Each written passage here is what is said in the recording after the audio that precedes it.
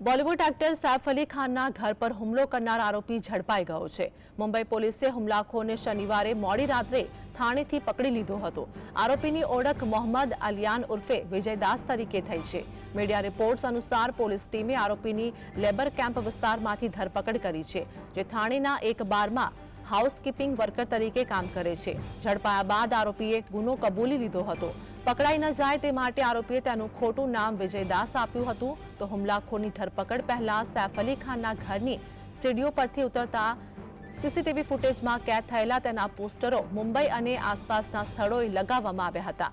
Mumbai police આરોપીને remand પર લેશે અને તેની પૂછપરછ કરશે કે તે સૈફ અલી ખાનના ઘરમાં કેમ ઘૂસ્યો, તેનો હેતુ શું હતો અને તેણે સૈફ અને તેના સ્ટાફ પર ઘાતક હુમલો કેમ કર્યો।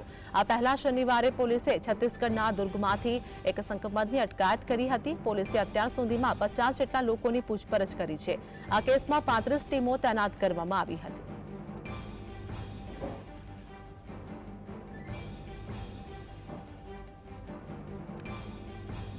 તો સૈફ અલી ખાનના હુમલા અંગે વાત કરીએ કે આરોપીની ધરપકડ કરવામાં આવી છે। આરોપીએ પોતાનું નામ પણ બદલ્યું હતું। મુંબઈ પોલીસે આરોપીને થાણેથી ઝડપી પાડ્યો હતો।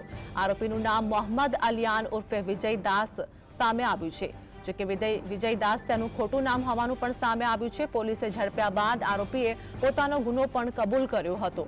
આ સાથે જ આરોપીના વધુ રિમાન્ડ પણ મંજૂર કરવામાં આવશે। સૈફ અલી ખાન પર હુમલો કરનારની ધરપકડ મુંબઈ પોલીસ દ્વારા હાલ કરવામાં આવી છે, જેમાં આરોપી થાણેથી ઝડપી પાડવામાં આવ્યો હતો।